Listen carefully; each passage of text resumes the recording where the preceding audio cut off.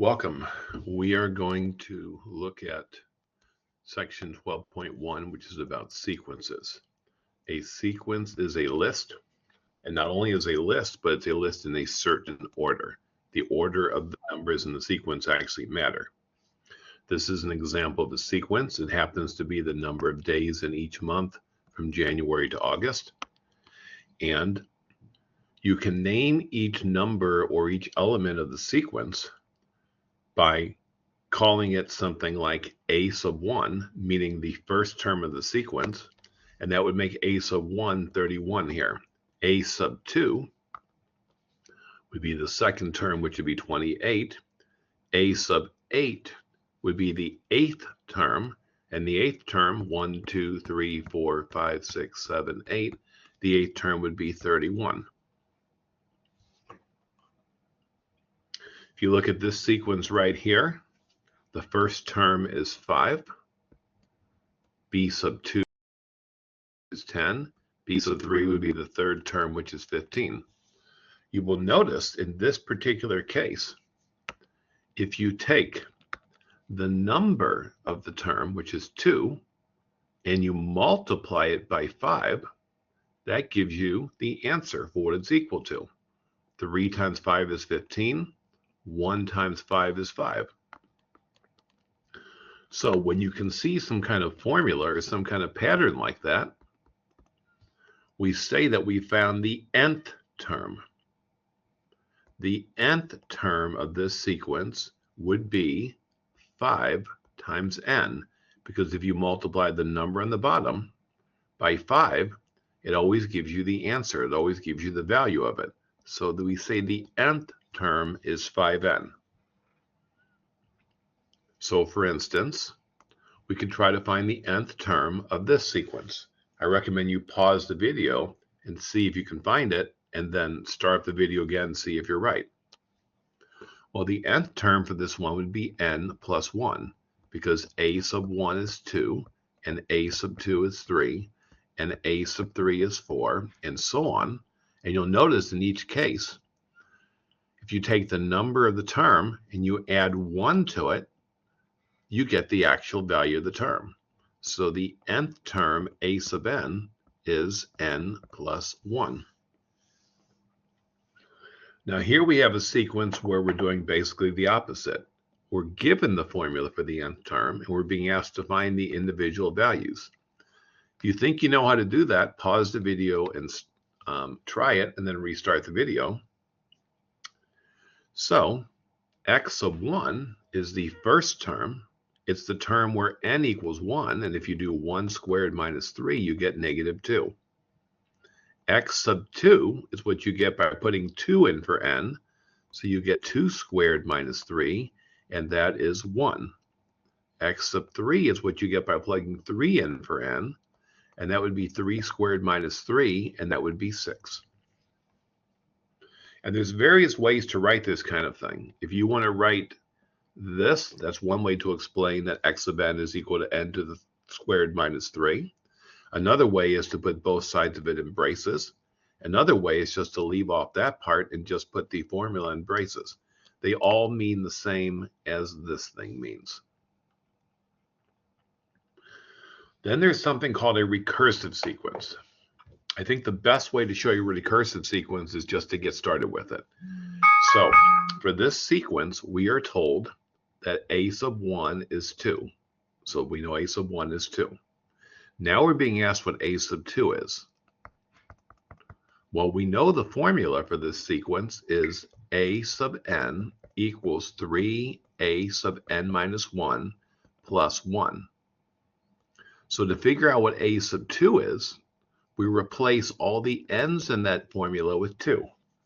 That gives me a sub 2 equals 3 times a sub 2 minus 1 plus 1. That gives me a sub 2 equals 3 times a sub 1, because 2 minus 1 is 1, plus 1. We know the value of a sub 1. A sub 1 is 2, so this is 2.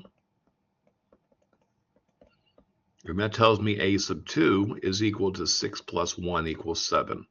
So a sub 2 equals 7.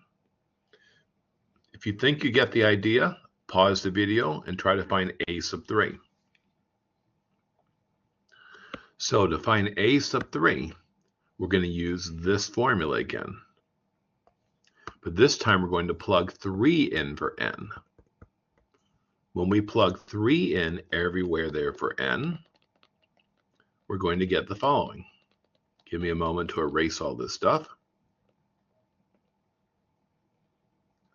So if we plug 3 in for n, this becomes 3. We get a sub 3. On the right side, we have 3a sub n minus 1. We're plugging in 3 for n. So we get 3 minus 1 plus 1 there. So a sub 3 equals 3 times a sub 2, because 3 minus 1 is 2. We now know the value of a sub 2, that's 7. So a sub 3 equals 3 times 7 plus 1, and that is 22. So what is a recursive sequence? Well, notice to find a sub 2, you had to use a sub 1. To find a sub 3, you had to use the value of a sub 2. A recursive sequence is a sequence where you have to use earlier values in order to get the later values. There's a famous sequence called the Fibonacci sequence. The Fibonacci sequence is defined as follows. The first term is 0, the second term is 1, and then this equation. To explain what that equation means, I'm going to show you how to use that equation to find a sub 3. So let me erase this, and we're going to find a sub 3. So our formula is a sub n equals a sub n minus 1 plus a sub n minus 2. We're trying to find a sub 3, so I'll replace the n with 3. Since I'm replacing n with 3 on the left, I got to replace it on the right also. So I'm going to plug n equals 3 in on the right. That gives me a sub 3 minus 1 plus a sub 3 minus 2. That is a sub 3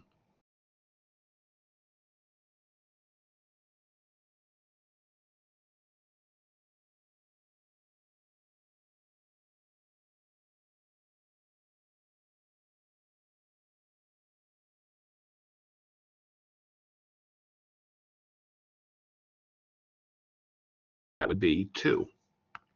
And if you try to find the fourth term, you'll see that's telling you add the 2 previous terms together. That would be 3. If you want to find the fifth term, you add the 2 previous ones together, and that would be 5. So that's how the Fibonacci sequence works. Fibonacci sequence says you're going to add the previous term and the one right before that, and that will give you the next new term. The Fibonacci sequence is another recursive sequence.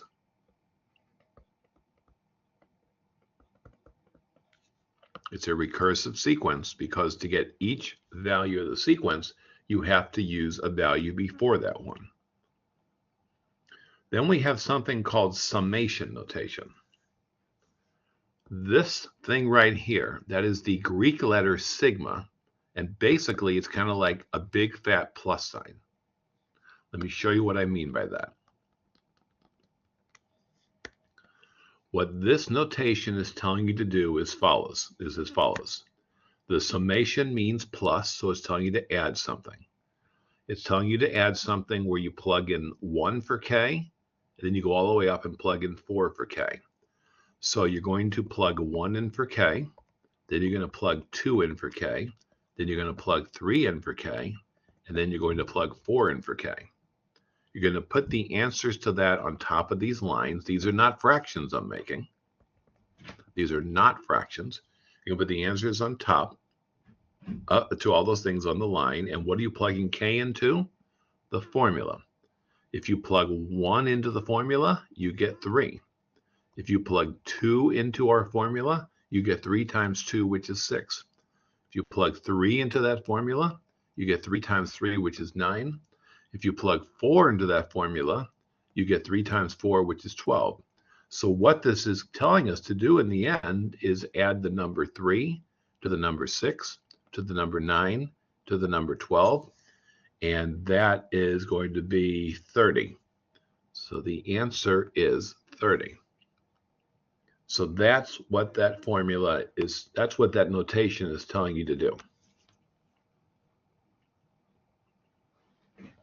We're going to do the same thing with this example, and this example is also important in its own right. I recommend you pause the video and try this first before you watch me do it. So we're going to add here whatever we get by plugging in 2, to whatever we get by plugging in 3, to whatever we get by plugging in 4, to whatever we get by plugging in 5, and to whatever we get by plugging in 6. We're supposed to start at 2 and end at 6. So we're plugging into this 2. When we plug in 2, we get negative 1 to the 2 times 2 squared. Well, negative 1 to an even power just gives you 1. So that's 1 times 2 squared, which is 4. Now we'll plug 3 into that formula. So we'll put a 3 in both of those places. Oh, sorry, not there. In both of those places.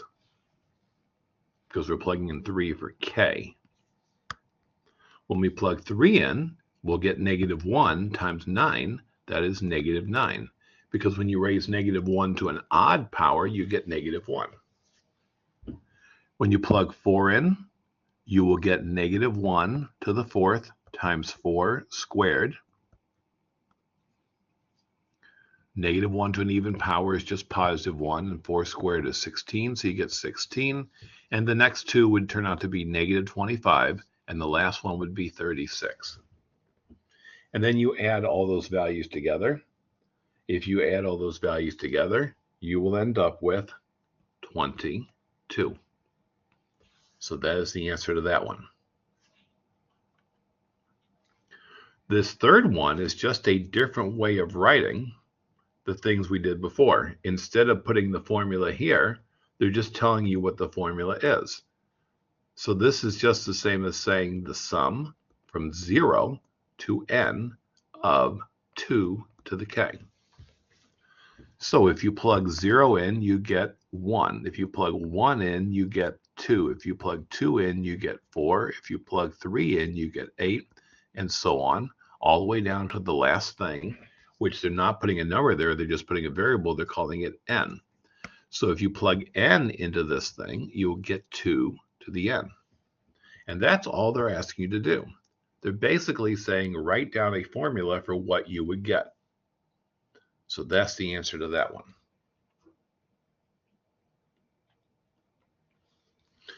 These questions are asking the reverse. They're saying, here's all the numbers you get, you give me the formula for it. So they're asking you to do a sigma, figure out what goes on the bottom, what goes on the top, and what goes on the side. I highly recommend you pause the video and you try this first. And just for what it's worth, there are many, many, many answers to this that are all correct. I'll give you the most common answer though. Okay, I'm hoping you tried it. So this sequence starts at 1 and ends at 10. So I'll do k equals 1 to 10. And what are you doing with all those numbers? You're squaring them. So I'll put k squared. And that's all they're asking for. This one is more complicated. Again, you may want to pause the video and try it on your own. Here we go. This one is starting with 3 and ending at 75. And then we got to figure out what we're doing here. Well, we're always taking the number and just putting it right there. 3 and then 4 and then 5 and then 6 and then 7 and all the way up to 75. So we're definitely going to be using the number itself. But the signs are changing. I'm going to scroll backwards. Give me a moment here. The signs are changing just like this one. And the trick to making the signs change is to put a power on -1. So I'm going to put a power on -1. I'm going to put -1 to the k. Now you'll see that this won't work, but you should see why. And this is going to help us figure out what will work. So suppose I thought this was the answer. Well, I'm going to plug in 3. That's the first thing I'm supposed to plug in as soon as I can write a reasonable looking K. If I plug 3 into this thing, I'm going to get -1 to the third times 3. And that will end up giving me -3. And my first term is supposed to be positive. So I'm already wrong. Now, I'll ignore that for the moment. I'll plug in 4. So my first term turned out to be -3, which is wrong. If I plug 4 in, I get -1 to the fourth times 4. Well, -1 to the fourth is going to give me +1 because 4 is even. So that's going to give me 1 times 4, which is +4, but I'm supposed to get -4. So the signs are alternating, but they're starting in the wrong spot. One way to get them to start in the right spot is, instead of putting a K there, put a K plus 1. Now it's going to be the opposite. For example, when I plug 3 into that, I'm going to get -1 to the 3 plus 1 times 3. I'm only making that K plus 1. I'm not making the other part K plus 1. And that's going to be -1 to the fourth times 3. -1 to the fourth is +1 because the 4 is even, and 1 times 3 is 4. 1 times 3 is 3, and that gives me the correct first term. And if you try plugging in 4 and 5 and 6 and so on, you'll see they also work. So this is one of many ways to get the correct answer. Okay, now we have some special formulas. To show you why these 3 are true is a lot of work, and we're not going to do it. This one is a lot easier to show. I'm not going to show you why it works, but it's a lot easier to show why that one works. When you have these summation formulas, there's a couple of rules that you can use.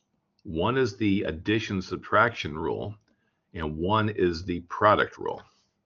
I'm going to show you how those work actually in the first example. So we're going to find the value of this. Please keep in mind some things. Number one, yes, your calculator can do this directly. There is a way to plug all of these pieces directly into your calculator and have it immediately give you the answer.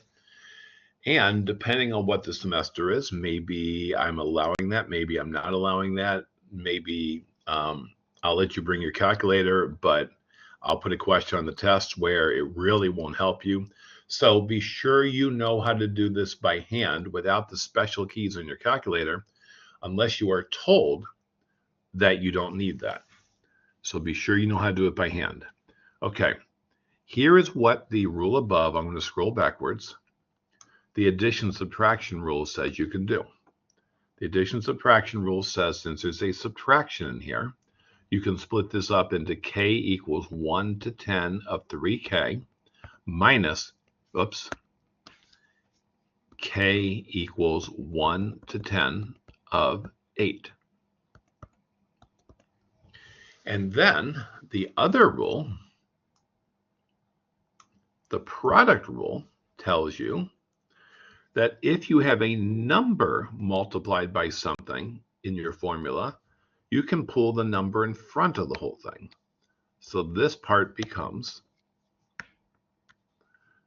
3 times the sum from K equals 1 to 10 of K. You can just pull the number in front. And the other one, we're just going to leave that alone for the moment.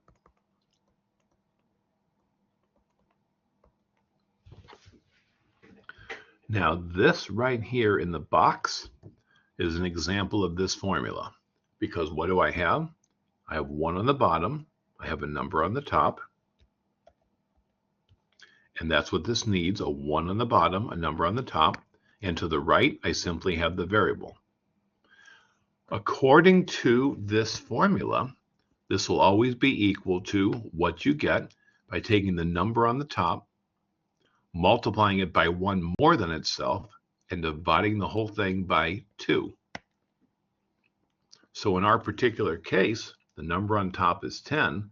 The thing in the box is equal to 10 times 11 divided by 2. 10 times 11 divided by 2.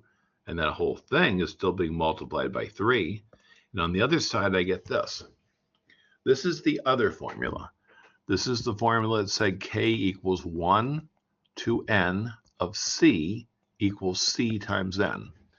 This formula works if you have 1 on the bottom, you have a number on the top, and on the side you have only a number, which we do. In this case, it's only the number 8.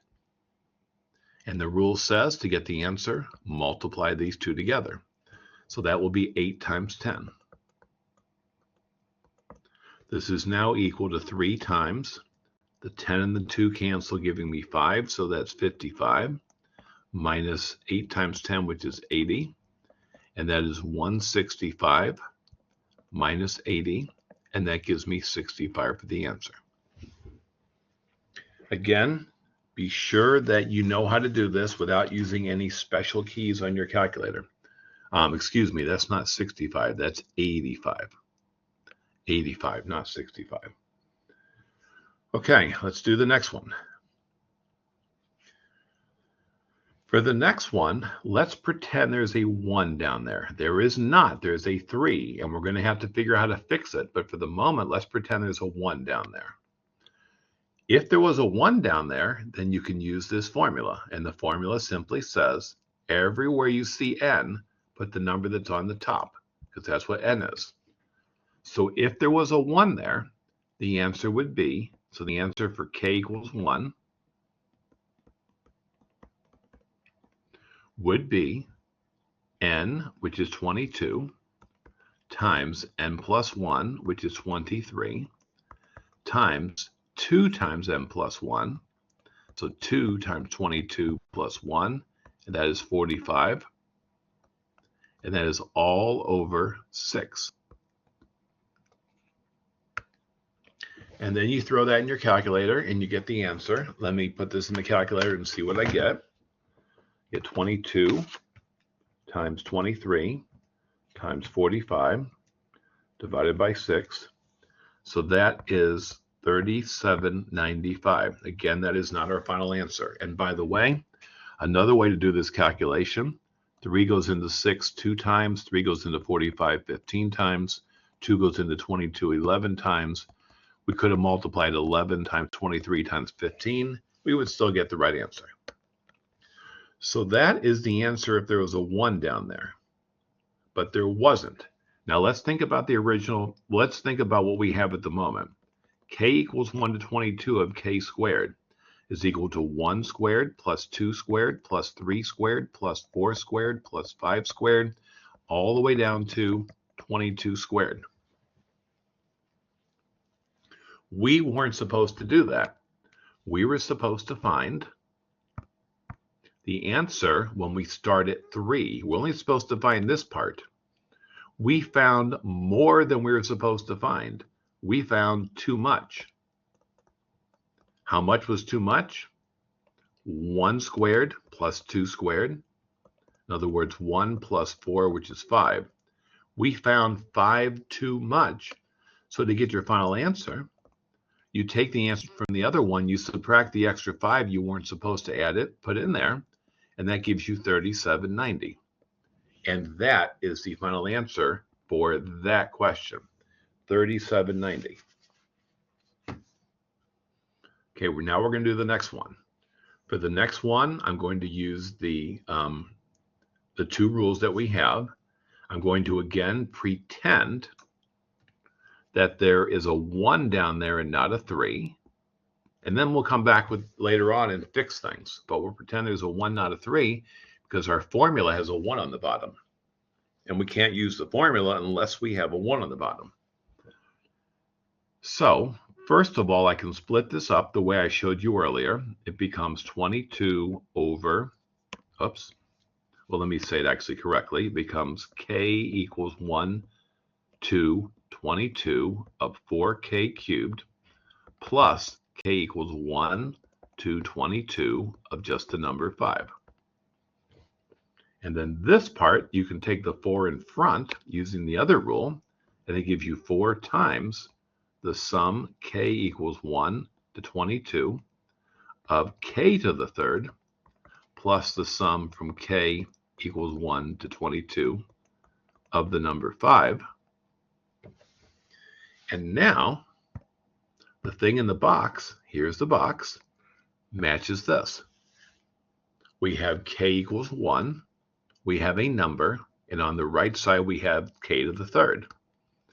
So just the thing in the box is going to be equal to this, which is take the number on top, multiply it by its 1 more than itself, and divide by 2, and then square the whole result. So the thing in the box is equal to 22 times 1 more than 22, 23, all divided by 2, squared. That's what the thing in the green box is equal to.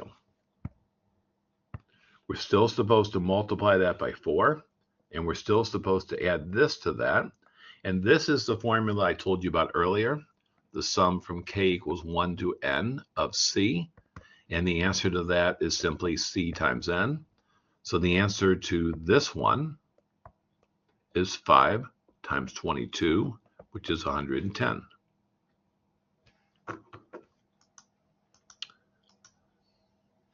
Give me one moment here.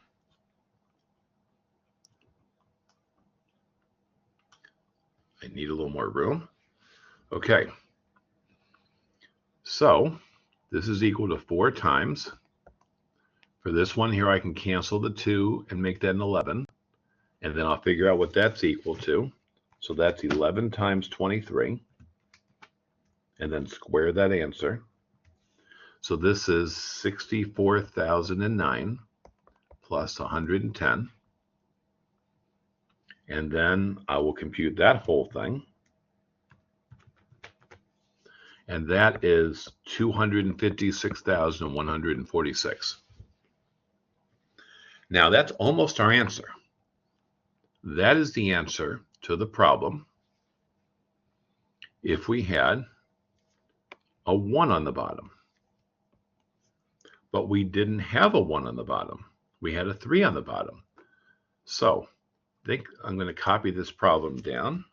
Let me see if I can successfully do this.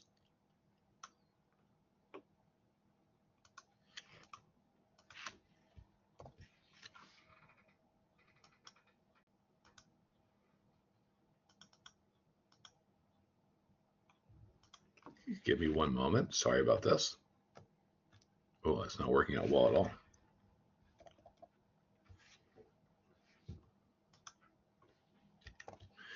Again, one moment. Okay, good enough. So we are trying to find the sum from k equals 3 to 22 of 4k to the third plus 5. That's what we're trying to find. But what we actually found was what happens if there's a 1 there. So now, think about what this is equal to if there's a 1 there. If you plug 1 into this, you will get 9. If you plug 2 into this, you will get 37. If you plug 3 into this, you will get, let me do this. You will get 113, and so on. So that's what you get if you start at 1, but we are supposed to start at 3. So we're supposed to start over here, which means our answer has 46 too much in it. We weren't supposed to include those two terms that add up to 46. So to fix our answer, we take the answer we got and we subtract out the 46, and that gives us 256,100 even. And that is the final answer to that one. And I think, is that the last example? That is the last example, and that is the end of this recording.